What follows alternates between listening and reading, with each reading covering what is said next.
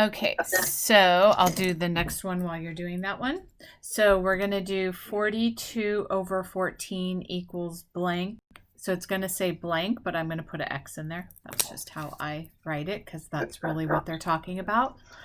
And you're going to do 14x equals 42 times 5. And then you're going to do 42 times 5 equals 210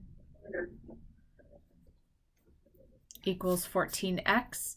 They're multiplying, so you divide anything you do to one side, you do to the other.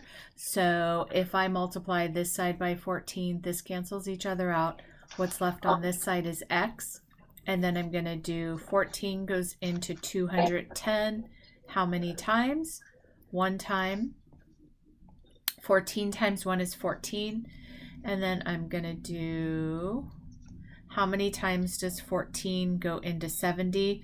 I'm going to guess it's about 5 times. Yep. So then I put 5 here. 5 times 14 is 70. No remainder. So the answer is 15. Do you remember that now?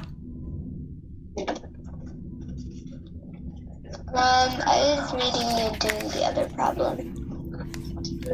Okay.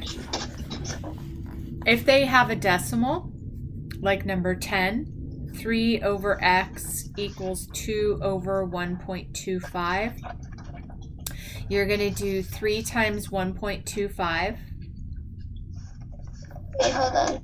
Maybe. And then we do, how many times does this go over from the back? 2. So then I make my imaginary decimal and I go 2 over here. If this was 3 jumps, I would move this 3 over. If there was 2 jumps here and a jump here, I would move it that number of spaces. So this is now 3.75 equals 2x. They're multiplying by 2, so I'm going to do the opposite. I'm going to divide. So anything I do to one side, I do to the other. This cancels each other out.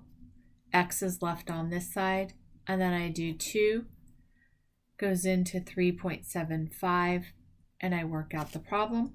2 goes into 3 how many times? 1. 1 times 2 is 2. Subtract. Bring down the 7. 2 goes into 17 8 times. And then the decimal point goes straight up. 8 times 2 is 16. And then I bring down my 5. 2 goes into 15 7 times. Okay. And then I have actually a 5. I ran out of room. Let me just redo it really quickly.